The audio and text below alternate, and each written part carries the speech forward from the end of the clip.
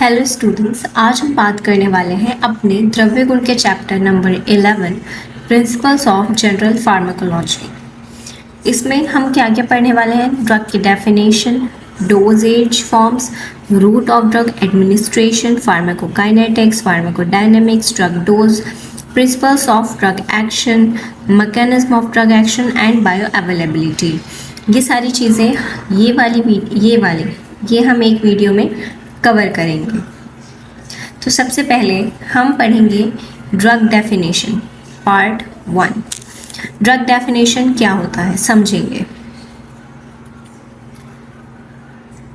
Definition of drug according to WHO, ठीक है।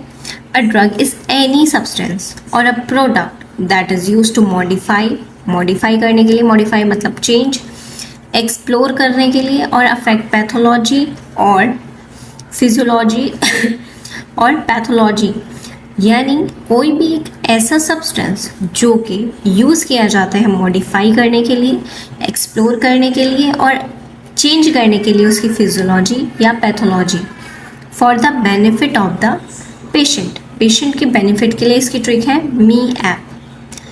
मेरा ऐप, ठीक है। तो एम से आ जाएगा मॉडिफाई, ई से आ जाएगा एक्सप्लोर, ए से आ जाएगा अफेक्ट, पी से आ जाएगा फिजियोलॉजी और इस पी से आ जाएगा pathological state for the benefit of the recipient. याद हो गया है?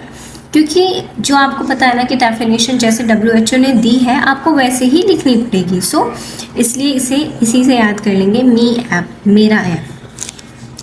सिंपल वर्ड्स में एक ड्रग वो सब्सटेंस होता है जो यूज़ किया जाता है डिसीज़ को प्रिवेंट करने के लिए, डिसीज़ को डायग्नोस करने के लिए, डिसीज़ को ट्रीट करने के लिए और उसके सिम्टम्स कम करने के लिए, ख़त्म करने के लिए।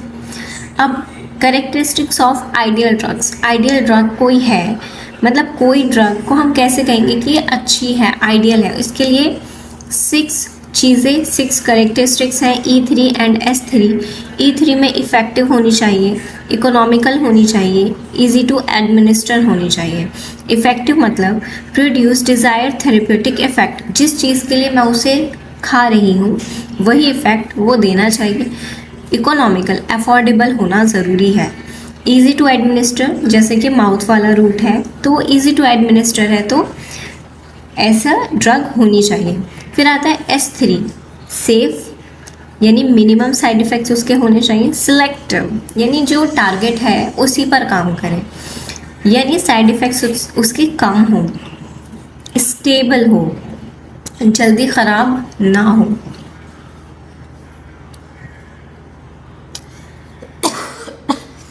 अब इसमें हम देखते हैं sources of drugs. Plant source क्या है? मॉर्फिन है। एनिमल सोर्स इंसुलिन है। एक एग्जाम्पल है ये। मिनरल से आयरन मिलता है, माइक्रो ऑर्गेनिज्म से पेनिसिलिन मिलती है, सिंथेटिक से पैरासीटामोल और सेमी सिंथेटिक से अमोक्सिसिलिन, ठीक है। इसे याद कर लेंगे। क्लासिफिकेशन ऑफ ड्रग क्या होता है? ड्रग को क्लासिफाई कर सकते हैं therapeutic use, mechanism of action, chemical structure and site of action क्या है उसका, इन सारे बेसिस पर। समझ आ गया?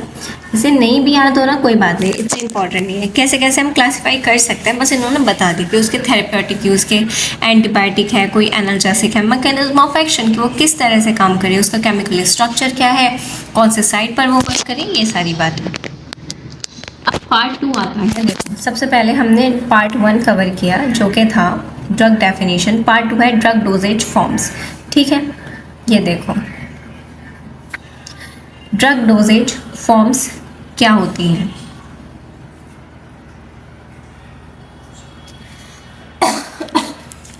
तो सबसे पहले डेफिनेशन क्या है ड्रग डोजेज फॉर्म्स की?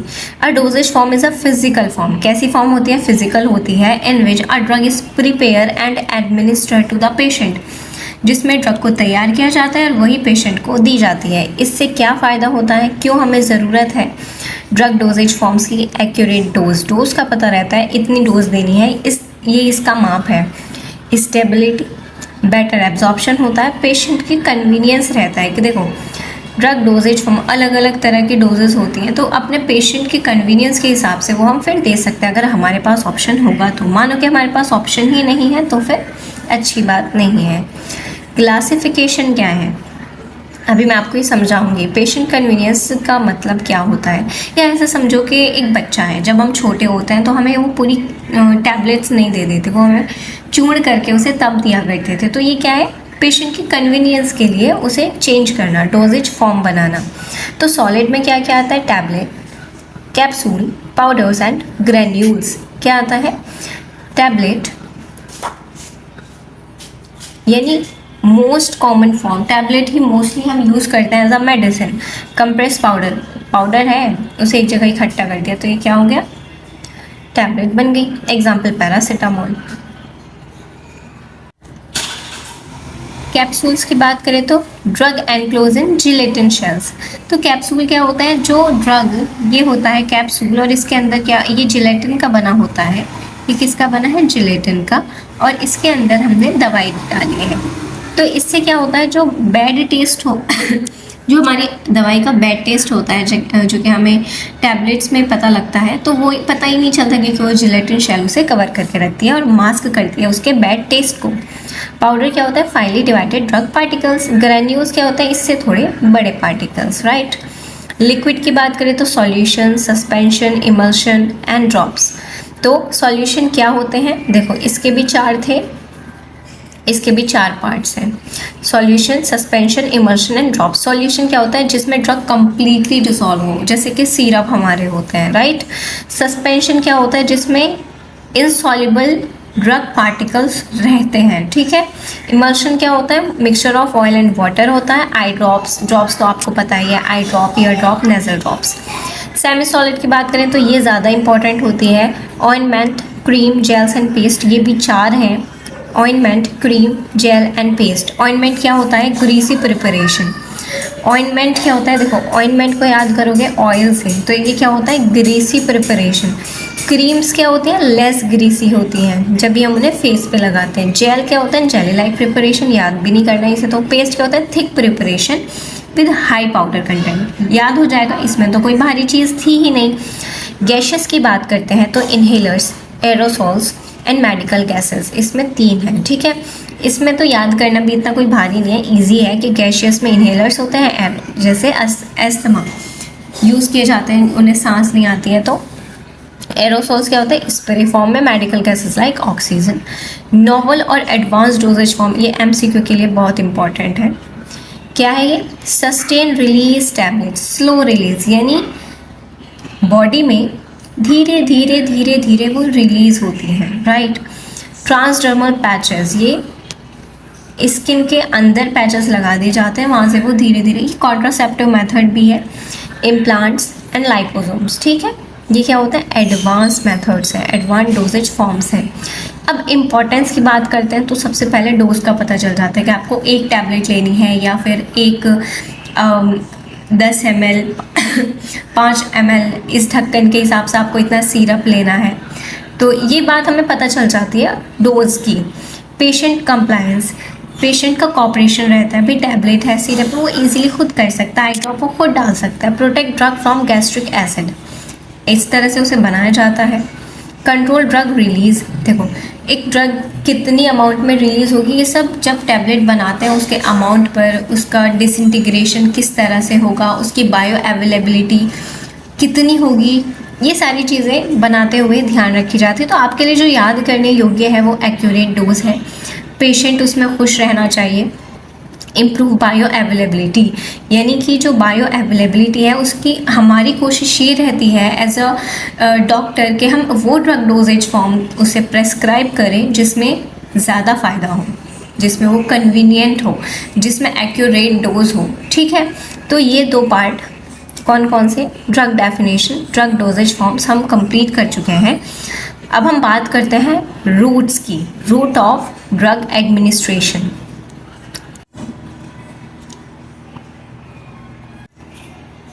रूट ऑफ ड्रग एडमिनिस्ट्रेशन की अब हम बात करते हैं, जिसमें इंट्रोडक्शन देखेंगे इसका। Route of drug administration refer to the path या मेथड जिससे ड्रग को बॉडी में इंट्रोड्यूस किया जाता है, क्यों, ताकि वो उसका थेरेप्यूटिक इफेक्ट प्रोड्यूस करे।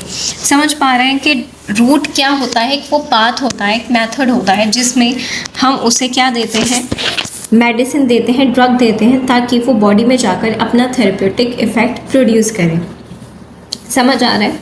तो इससे क्या होता है, it influence onset of action, depend करता है। देखो वेरी इंपॉर्टेंट होता है रूट, कि आप किस रूट से कौन सी दवाई दे रहे हो, ठीक है। ऑनसेट ऑफ एक्शन फास्ट होगा, डिले होगा, ये हम बताएंगे आगे। इंटेंसिटी कैसी होगी, ड्यूरेशन कितना होगा, बायो अवेलेबिलिटी भी डिपेंड करती है। चॉइस ऑफ रूट किस किस चीज़ पर डिपेंड करता है, नेचर क्या है ड्रग का, पेशेंट की कंडीशन क्या है, डिज़ायर स्पीड, आपको स्लो चाहिए फास्ट चाहिए, वो सारी चीज़ें, और साइट क्या है। क्लासिफिकेशन देखो, सबसे पहले एंट्रल रूट की बात करें तो ओरल, यानी एंट्रल मतलब जो जीआईटी में जाएंगे, ओरल से लिया हुआ, सबलिंगुअल से लिया हुआ, रेक्टल से लिया हुआ जीआईटी में जाता है। पर एंट्रल मतलब जो जीआईटी से जिसका कोई लेना देना नहीं है, जैसे आईवी, इंट्रावेनस, इंट्रामस्कुलर, सबक्यूटेनियस और इंट्राडर्मल। टॉपिकल रूट्स क्या होते हैं, skin, eye, ear. Inhalation, gaseous, aerosols. Transdermal route कौन से होते हैं, ड्रग पैचेस होते हैं। अब सबसे पहले हम बात करते हैं एंट्रल रूट की, जो कि हमारा गट से रिलेट करते हैं, जिसे हम ओरल रूट, पर oral, PO. Drug is swallowed and absorb from stomach और इंटेस्टाइन। जो ड्रग है वो एब्जॉर्ब की जाती है स्टोमक से या इंटेस्टाइन से, ठीक है।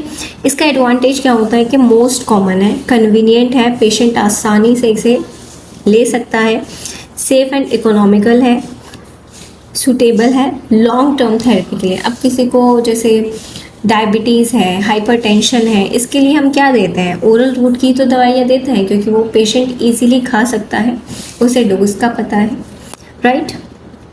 इसका डिसएडवांटेज क्या होता है, ये फर्स्ट पास मेटाबॉलिज्म थोड़ा स्लो होता है, क्योंकि ये लीवर में मेटाबोलाइज होता है, तो जिसकी वजह से इसकी बायो अवेलेबिलिटी कम हो जाती है।